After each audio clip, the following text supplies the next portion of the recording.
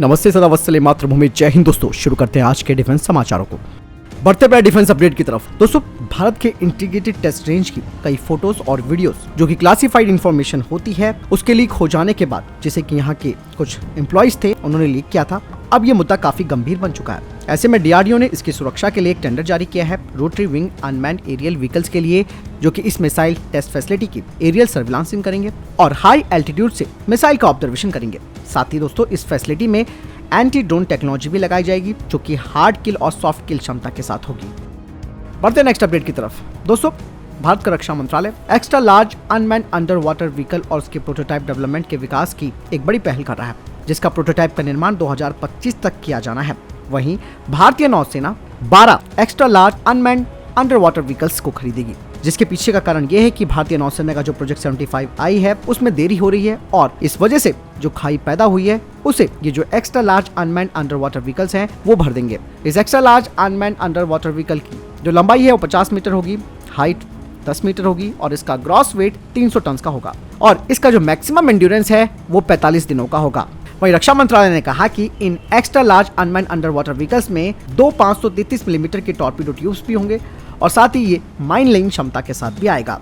बढ़ते हैं next update की तरफ। दोस्तों भारत के प्रधानमंत्री जुलाई में फ्रांस की यात्रा करने वाले हैं और इस दौरान वो 26 राफेल मरीन जो फाइटर जेट्स हैं जिसे कि भारतीय नौसेना के लिए खरीदा जाना है उसे फाइनल कर सकते हैं। साथ ही इस दौरान कई और महत्वपूर्ण पहलुओं पर भी बातचीत होगी और मैं आपको बता दूं कि जो भारतीय नौसेना 26 राफेल मरीन फाइटर जेट्स को खरीदेगी उनमें लोकल किट असेंबली भी होगी, जो कि Dassault Reliance aerospace limited facility में तैयार होंगी।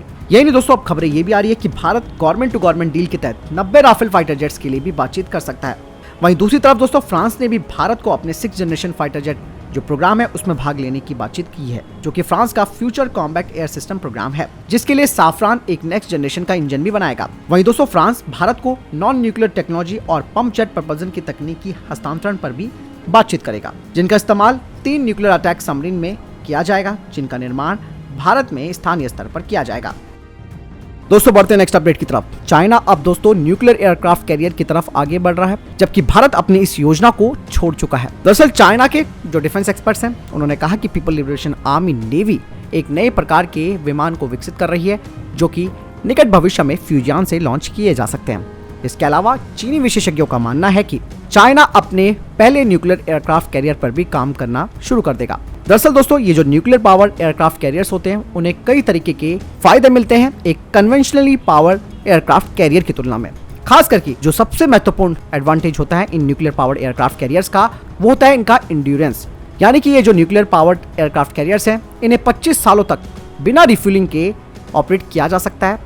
और वहीं जो दूसरी तरफ अन्य एयरक्राफ्ट कैरियर होते हैं जो कि कन्वेंशनली पावर्ड होते हैं वो 5 से 10 साल के बाद उनमें ईंधन भरने की जरूरत होती है। ऐसे में ये जो न्यूक्लियर पावर्ड एयरक्राफ्ट कैरियर्स होते हैं वो लंबे समय तक अपने पावर को प्रोजेक्ट कर सकते हैं और एक लंबी दूरी तक वो अपने मिशन को अंजाम दे सकते हैं। और न्यूक्लियर पावर्ड जो कैरियर्स होते हैं वो काफी तेजी से चलते हैं कन्वेंशनल पावर्ड कैरियर्स की तुलना में। और ऐसे में ये जो न्यूक्लियर पावर्ड कैरियर्स होते हैं वो एक बड़ा हिस्सा कवर कर सकते हैं और इससे उन्हें एक टेक्टिकल एडवांटेज मिलती है, खास करके सर्च एंड रेस्क्यू मिशन और कॉम्बैट ऑपरेशन में। और इस तरीके के एयरक्राफ्ट कैरियर्स को न्यूक्लियर रिएक्टर्स पावर देते हैं, जो कि महत्वपूर्ण मात्रा में बिजली यानी कि इलेक्ट्रिसिटी को पैदा करते हैं, जिसका इस्तेमाल अत्याधुनिक जो वेपन सिस्टम्स हैं, सेंसर्स हैं और कम्युनिकेशन सिस्टम्स हैं उन पर किया जा सकता है। इसीलिए दोस्तों ये जो न्यूक्लियर पावर्ड एयरक्राफ्ट कैरियर्स होते हैं वो टेक्नोलॉजिकली काफी एडवांस होते हैं कन्वेंशनली पावर्ड एयरक्राफ्ट कैरियर की तुलना में। अब बात करते हैं भारतीय नौसेना क्या कर रही है। दरअसल भारतीय नौसेना का पहले ये प्लान था कि वो न्यूक्लियर प्रपोजल वाला एयरक्राफ्ट कैरियर को शामिल करेगी, लेकिन बजट नहीं होने की वजह से इस प्लान को कैंसिल कर दिया गया। कहा यह गया था कि जो आईएनएस विशाल होगा यानी कि IAC-2 ये इलेक्ट्रोमैग्नेटिक एयरक्राफ्ट लॉन्च सिस्टम यानी कि ईमेल्स और न्यूक्लियर रिएक्टर से संचालित होगा, जो कि 500 मेगावाट की बिजली उत्पन्न करेगा। लेकिन पूरा प्लान धरा का धरा रह गया और इस एयरक्राफ्ट कैरियर का जो डिस्प्लेसमेंट था वो 65,000 टन का होना था। लेकिन अब भारत जो दूसरा विमान वाहक पोत तैयार कर रहा है वो 45,000 टन के विस्थापन के साथ होगा। इसलिए ये संभव नहीं है कि भारत भविष्य में भी परमाणु संचालित विमान वाहक पोत को शामिल करेगा। हालांकि इसके लिए भारत को सबसे पहले परमाणु रिएक्टरों के विकास में महत्वपूर्ण इन्वेस्टमेंट करना होगा, जो कि अभी तक नहीं किया गया है।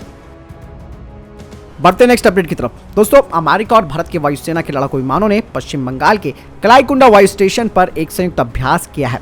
कोप इंडिया 2023 के अभ्यास के तहत वायुसेना अड्डे से दोनों देशों की वायुसेनाओं के जो टॉप 5 लड़ाकू विमान हैं उन्होंने एक के बाद एक तेजी से उड़ान भरी। इस अभ्यास में भारत का तेजस, राफेल, जागुआर और Su-30 MKI लड़ाकू विमान और अमेरिका की तरफ से F-15 लड़ाकू विमानों ने हिस्सा लिया। बढ़ते हैं नेक्स्ट अपडेट की तरफ। दोस्तों, भारतीय सेना की तरफ से कहा जा रहा है कि भारत और यूनाइटेड किंगडम जल्द ही द्विपक्षीय प्रशिक्षण अभ्यास अजय वॉरियर 2023 का 7वां संस्करण शुरू करेंगे। इंडियन आर्मी की टुकड़ी द्विपक्षीय प्रशिक्षण अभ्यास अजय वॉरियर 2023 के 7वें संस्करण में भाग लेगी। यूके और भारत की सेनाओं के बीच अभ्यास का उद्देश्य संयुक्त राष्ट्र के शासनादेश के तहत संचालन करते हुए इंटरऑपरेबिलिटी को बढ़ाना है और इस अभ्यास के तहत जो मित्रवत विदेशी देश हैं उनके साथ विशेषज्ञता को साझा भी करना है। इस अभ्यास का उद्देश्य दोनों देशों के सैनिकों को उग्रवाद और आतंकवाद विरोधी अभियानों में प्रशिक्षण प्रदान करना है और उनके बीच संबंधों को मजबूत करने के लिए एक उत्कृष्ट रणनीति तैयार करना है।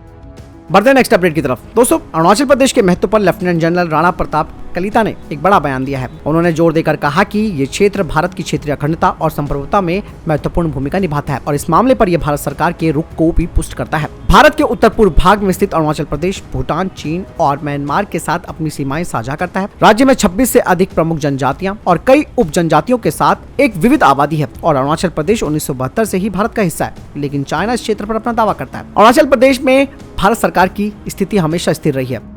बढ़ते नेक्स्ट अपडेट की तरफ, जो कि कावेरी इंजन को लेकर आ रही है। दोस्तों, लगातार भारत कावेरी इंजन पर काम कर रहा है। काफी सारी उथल पुथल मची इस दौरान और इसके बाद ड्राई कावेरी इंजन की अब किस्मत बदल गई है। इसने रशिया में उच्च ऊंचाई वाले परीक्षणों को पूरा कर लिया है, जहां इसने घंटों तक अपना प्रदर्शन किया। नतीजा ये रहा कि DRDO की GTRE लैब ने ड्राई कावेरी इंजन के 8 मॉड्यूल के लिए गोदरेज एरोस्पेस को प्रोडक्शन लाइसेंस भी दे दिया है। अगले 5 वर्षों में इन मॉड्यूल्स को लगभग उत्पादन के लिए तैयार करने के लिए परिष्कृत किया जाएगा। हालांकि दोस्तों, dry Kaveri engine after burner section के साथ भी 76.5 किलोन्यूटन से अधिक का थ्रस्ट उत्पन्न नहीं करता है, जो कि तेजस मार्क 1A के लिए जरूरी 84 किलोन्यूटन थ्रस्ट से कम है, जिसे वर्तमान में GF404 के द्वारा संचालित किया जा रहा है। वहीं दोस्तों, भारत दूसरी तरफ विदेशी पार्टनर के साथ एक नया ड्राई थ्रस्ट इंजन बनाने के लिए बातचीत कर रहा है, जो कि 120 किलोन्यूटन थ्रस्ट तक जा सकता है। वहीं GTRE भी कावेरी इंजन के कोर को और बेहतर बनाने के लिए अपने सहयोग का लाभ उठाना चाह रही है, ताकि 5 किलोन्यूटन का अतिरिक्त ड्राई पावर आउटपुट हो सके। और इतना छोटा सुधार भी दोस्तों कावेरी इंजन को F404 श्रेणी का इंजन बना देगा, जिसका उपयोग सुपरसोनिक मानव रहित लड़ाकू बमवर्षक या फिर हेल क्लास टैक आधारित मानव रहित लड़ाकू बमवर्षकों के विकास जैसे कार्यक्रमों में किया जा सकता है। और भारत का जो आने वाला स्टेल्थ अनमैन्ड स्ट्राइक एयरक्राफ्ट है, उसमें 48 किलोन्यूटन ड्राई कावेरी इंजन लगाया जाएगा। इस विमान का एक वेरिएंट भी होगा, stealth unmanned AI security fighter, जो कि दुश्मन के हवाई क्षेत्र और क्षेत्र के भीतर स्थित लक्ष्यों पर हमले को सक्षम करेगा। और इन दोनों प्रोग्राम के विकास से भारत के 5वीं पीढ़ी के AM से स्टेल्थ फाइटर जेट पहल में भी बढ़ावा मिलेगा, जिसमें कि और कई एडिशनल स्टेल्थ प्रोग्राम भी शामिल है। बढ़ते नेक्स्ट अपडेट की तरफ। दोस्तों, पाकिस्तान के पास भारत के खिलाफ लड़ने के लिए गोला बारूद और आर्थिक ताकत नहीं बची है। हाल ही में इस बारे में एक बड़ा खुलासा किया गया है। पाकिस्तान के पूर्व सेना प्रमुख जनरल कमर जावेद बाजवा ने 2 वरिष्ठ पत्रकारों से कहा था कि पाकिस्तान के पास भारत के खिलाफ लड़ने के लिए गोला बारूद और आर्थिक ताकत की कमी है। पाकिस्तानी पत्रकार हमीद मीर और नसीम जहरा ने एक शो के दौरान कहा कि जनरल बाजवा ने 2021 में ही खुलासा कर दिया था कि उन्होंने भारत के राष्ट्रीय सुरक्षा सलाहकार अजीत डोभाल के साथ गुप्त बातचीत की थी और संघर्ष विराम की घोषणा के तुरंत बाद प्रधानमंत्री नरेंद्र मोदी की पाकिस्तानी यात्रा की योजना कैसे बनाई गई थी। पाकिस्तानी पत्रकार के अनुसार जनरल बाजवा ने स्वीकार किया है कि पाकिस्तान भारत के साथ युद्ध नहीं लड़ सकता। जनरल बाजवा का हवाला देते हुए पाकिस्तानी पत्रकार मीर ने कहा कि कमांडरों के सम्मेलन के दौरान बाजवा ने स्वीकार किया कि पाकिस्तानी सेना भारतीय सेना के लिए कोई मुकाबला नहीं है। साथ ही बाजवा ने कहा कि पाकिस्तानी सेना भारतीय सेना से लड़ने में असमर्थ है। बढ़ते नेक्स्ट अपडेट की तरफ। दोस्तों, कंगाल पाकिस्तान को चीन से अत्याधुनिक तोप SH-15 155 mm की दूसरी खेप मिलने वाली है।